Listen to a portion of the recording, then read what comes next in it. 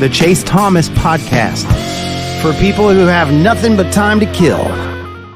So Tennessee has 4 guys go in this latest draft, and I was thinking about this because it's like there's not really an obvious guy, because Jermod McCoy, I don't know if you've seen the mocks, starting cornerback for Tennessee, he's going top 15. Like he's going to be a first round guy, it looks like, in next year's 2026 draft, as long as he comes back from his injury as good as he was this past year. And he was just a lockdown dude. Like he was such a big time transfer from Oregon State. Like Jermod McCoy is a really, really good corner, one of the best Tennessee's had in a long time.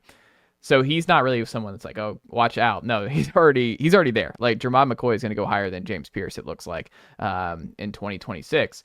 But, and it's, speaking of James Pierce, there's not like an obvious James Pierce where you looked at this past year and you're like, well, James Pierce is the best bet to be the first Vol drafted. He had a great year in 23. Edges go high. Like you can never have enough edges in the NFL. Like that made a lot of sense. Joshua Josephs is a 4th-year player. He's been kind of rotating with James Pierce for years now, and they were in the same class together. Well, it's a big opportunity for him. I think that's a possibility, but I mean, Bryson Eason in the interior, I think he's going to be really good this year.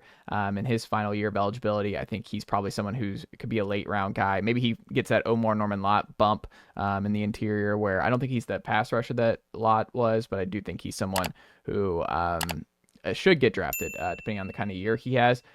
But I think it's Lance Hurd, Matt Green. I was thinking about this a lot of like who for Tennessee is most likely to just rise up, who's not really on the boards right now. And it's because it was a weird year for Lance Hurd. He was a 5-star freshman signee by LSU, and he was blocked by Will Campbell and I forgot the other tackle's name, who also went in the draft this year, that were both 5 stars. So he was blocked. So he transfers to Tennessee. Tennessee had a need at left tackle. He has kind of he was kind of behind to start last year, and it was really rough early on for him at left tackle. He did not settle in right away. But then by the end of the year, I think he kind of settled in a little bit. And it's easy to forget that like Darnell Wright was a top 10 pick at right tackle for Tennessee by the Chicago Bears 2 years ago. He had a great year in 22, goes in the 23 draft to the Bears in the top 10. And it's kind of forgotten that Tennessee had a top 10 NFL offensive tackle drafted here in the Heupel era. And I was looking at this and I'm like, who could be that next guy? And Darnell Wright was a 5-star guy who really settled in under Heupel, especially in year 2 on the right side in his scheme. And I think that could happen with Hurd. Hurd has the talent to be that. David Sanders looks like he's going to be the true freshman starting right tackle there. There's going to be a lot on Lance Hurd. It's a humongous year for him. He's obviously draft eligible. He has a great year. He's going pro, I would suspect. So it's a big year for him. I think Tennessee's going to need him to be ready to go and be one of the leaders on that offensive line because he's the only returning starter on the offensive line from a year ago. So you can never have too many tackles. He has the pedigree. I think he got better as the season went along. And now that he has a full offseason under his belt with Tennessee, I think he's really comfortable in this Heupel scheme.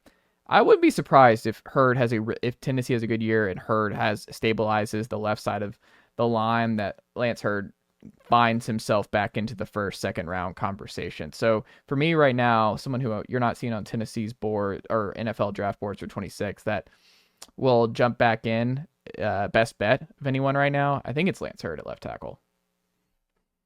Okay, yeah, I could see that. I remember him having his struggles early in the season, but he's obviously 5-star coming out. We definitely saw, like I said, Monroe Freeling, like we saw him with his struggles at times last year as well. So, you know, if one of those guys takes the next step at the tackle spot, those always seem to be strong candidates to be first rounders. I agree. All right, Matt Green. Nicely done, nephew.